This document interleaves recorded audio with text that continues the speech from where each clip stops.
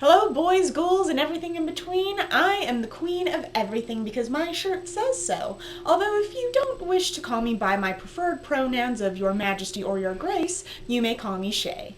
And today we are going to be talking about the Bell Witch. Not to be confused with the Blair Witch. Two totally different things.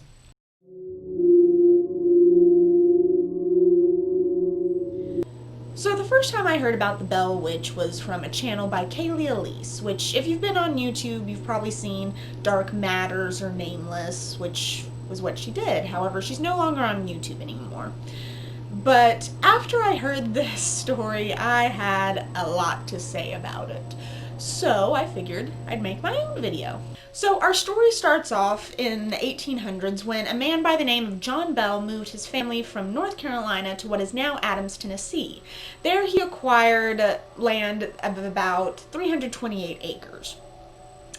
And from there, him and his family grew to be prosperous, eventually having 3 more children, and everything was pretty normal. One day in 1817, John Bell was inspecting his cornfields when he happened upon a strange creature, one that he described as having the body of a dog and the head of a rabbit. He shot at it a few times and it vanished. Somehow, he managed to forget about this incident until dinner that night.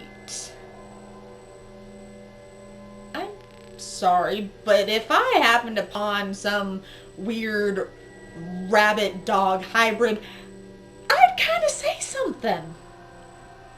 Just a thought. Just throwing that out there. So that evening, the Bells began to hear loud banging noises coming from the outside of their cabin. However, when they went to check and see what it was, there was nothing there. The children began complaining of hearing rats gnawing on the bedpost and chains being dragged across the floor. However, they could never find the source of these noises. It all started on the outside, but eventually it escalated to happening on the inside of the house.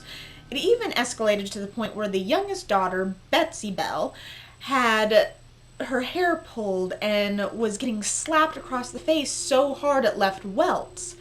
So, like any white suburban family in a horror film, the Bells decided to not tell anybody what was happening and stayed in the house. Not only that, they invited their neighbors, the Johnstons, over for a little horror movie slumber party. Is that a cliche? I feel like that's a bit of a cliche. So after experiencing the same thing that the Bells had been experiencing, Mr. Johnston suggested that the Bells stay in the house and invite more people to come and witness the entity. Oh. So one of the people that was attracted by the legend of the Bell Witch was General Andrew Jackson. Yeah, that one. So on his way to the property, his horse-drawn wagon got caught in a muddy bank. So him and his men tried to coax the horses to pull the wagon out of the bank. And it got to the point where Andrew Jackson said, and I quote, "By the eternal, boys, that must be the Bell Witch." To which a disembodied female voice told Andrew that he could proceed and she would see him and his men later that night. This story, if I was the one that this had happened to, would have ended with, and that's when I turned the fuck around and noped out of there. But no, they proceeded. Of course they did. So throughout the night, Andrew Jackson and his men had several different experiences, like getting the covers pulled off of them. One of the men, who claimed to be a witch tamer, even felt like he was being struck with pins and needles and was beaten severely. Even, and I quote, was kicked by an invisible force in his posterior. She literally kicked his ass. To be fair, I would have as well, but I digress. Later on, early in the morning, before anybody else had woken up, Andrew Jackson and his men had left without saying goodbye or anything. And that next morning, they were found in Springfield heading back to Nashville, where Andrew Jackson was quoted to say, "I would rather fight the British at New Orleans than fight the Bell Witch." So people flocked from miles around to come and see the Bell Witch. And she would interact with these people. They would ask her questions about the past and the future. She'd quote sermons and the Bible. And one of the things that was most often asked was, "Who are you?" Why it took all of these people to come and see her for this question to be asked, I'm not entirely sure. But she would give many names, one of which was Kate Batts. To which John Bell heard this name and said, "Wait, you mean the witch that cursed me and my entire bloodline on her deathbed? Huh."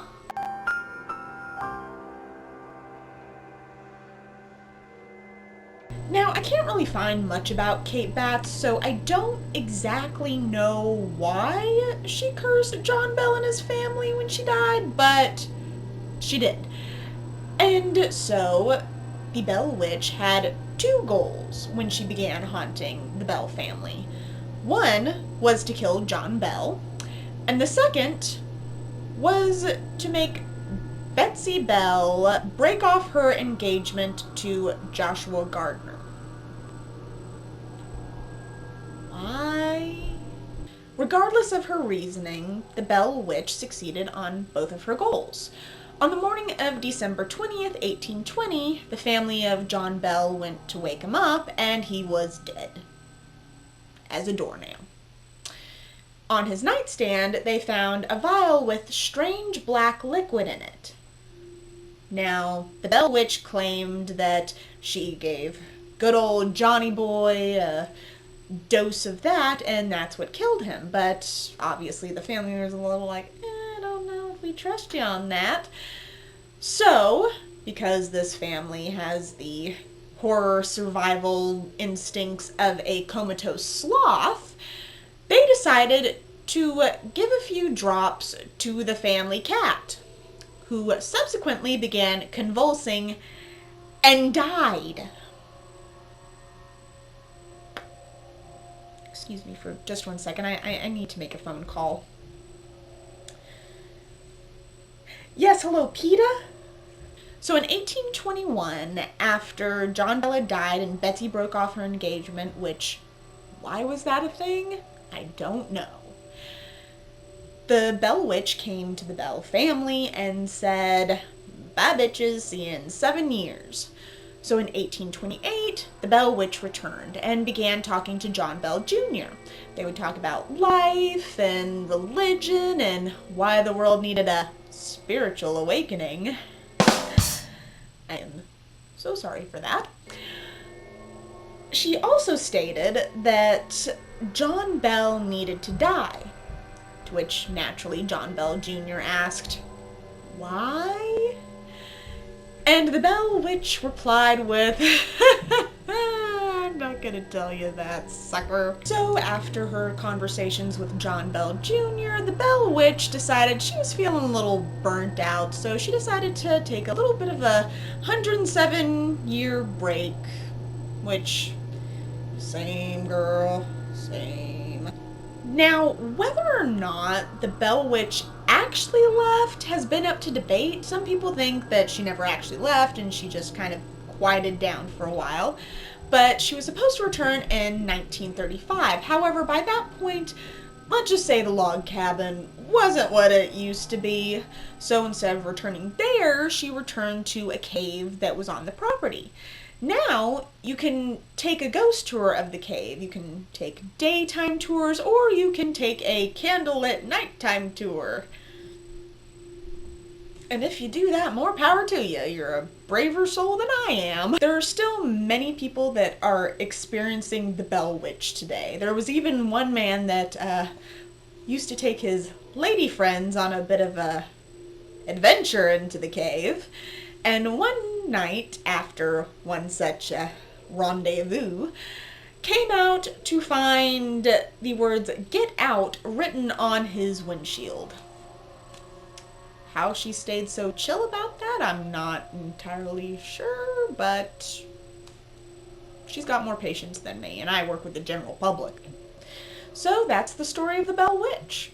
If you've ever gone on one of the cave ghost tours, let me know down in the comment. Tell me if you had any weird experiences. Also, if you'd like to see more videos like this, click the subscribe button. And don't forget to hit the bell notification. Get it? Bell Witch. I'm so sorry. This has been the punniest video I think I've ever made, and it's only my first video. So anyways, don't forget you are all beautiful and loved.